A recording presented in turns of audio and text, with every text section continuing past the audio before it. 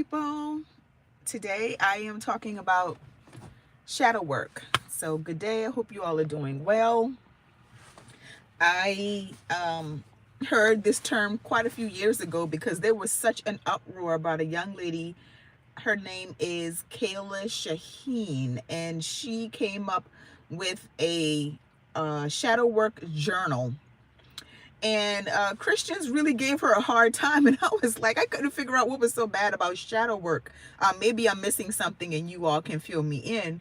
But from what I have read, doing the shadow work is digging into the things that we don't want to dig into, we don't want to touch, because it feels comfortable.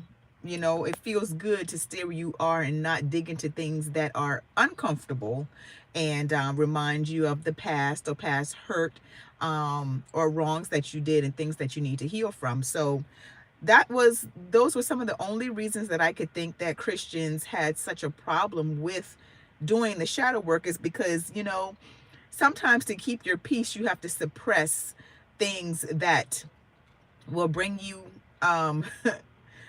displeasure, or disrupt your peace.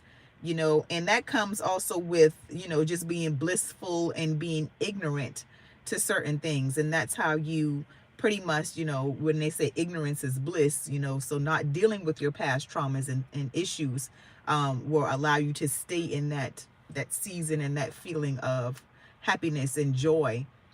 But are you truly happy and joyful if you're not dealing with the past? If you're not truly dealing with your traumas, your triggers, things that you may have gone through that aren't savory, you know, that cause you to be who you are in a negative way. We all have good and bad things that have happened to us that has, brought us to who we are today. But do we fully embrace the negative things that have happened to us that make us who we are today, and truly go back and deal with it? But from what I read, like I was saying, doing shadow work, it's a process of exploring the unconscious parts of your mind, and repressed fears, insecurities, dealing with negative traits, and becoming a whole and authentic self. Okay, becoming your whole authentic person, because that consists of the negative and the good. All of that makes you who you are. I had a friend in the past. Hi, Neg, how are you? I had a friend tell me that we are all the sum total of our experiences, all right?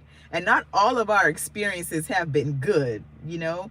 So, with that being said, you have to at some point come to terms and face your fears, face your past, and deal with those things. If you don't, you can continue to live in bliss and be at some level of peace, which is not truly peace, because you haven't gotten to the true root of the negative things that has happened in your life.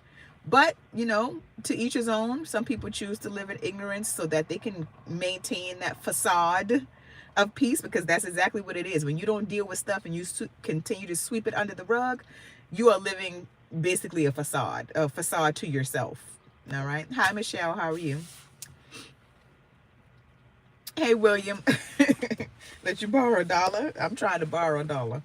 But yeah, healing from past traumas, self-knowledge, personal growth, all of those things are benefits of doing shadow work. And like I said, I'm going to continue to delve into this topic a little bit more, and truly see if there's something bad about doing shadow work. I personally, I don't see the issue with it from what I'm seeing on the surface, from what I'm reading on the surface. But the only reason I found out about shadow work is because of the uproar Christians were having when this shadow work journal came out.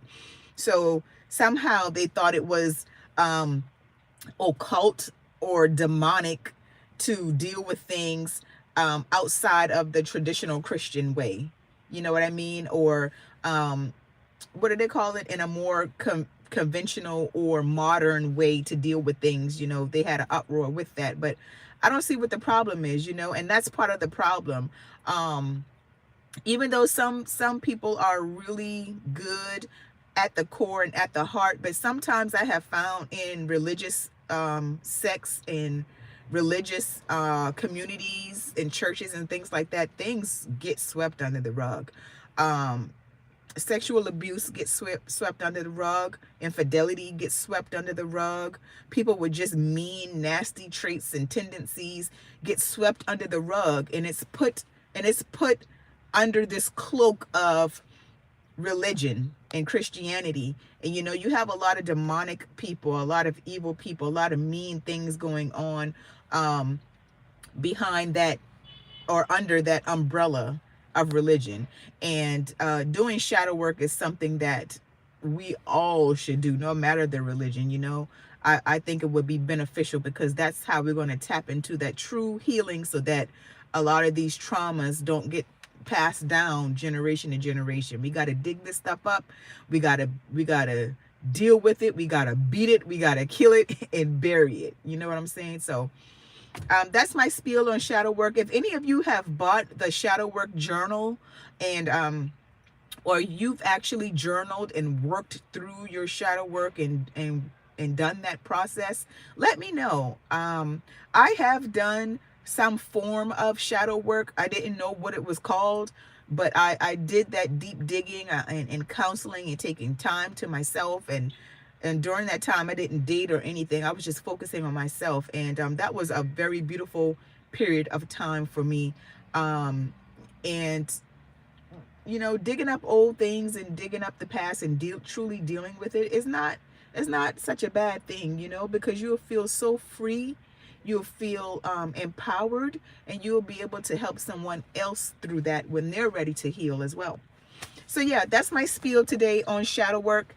And I want to thank you all for watching, and you be blessed. Now, I do have a special live coming up tonight. I hope you all join in. It's going to be at 6:30. So come on, I have a special guest. And again, you all be blessed, and I hope to see you tonight on the live.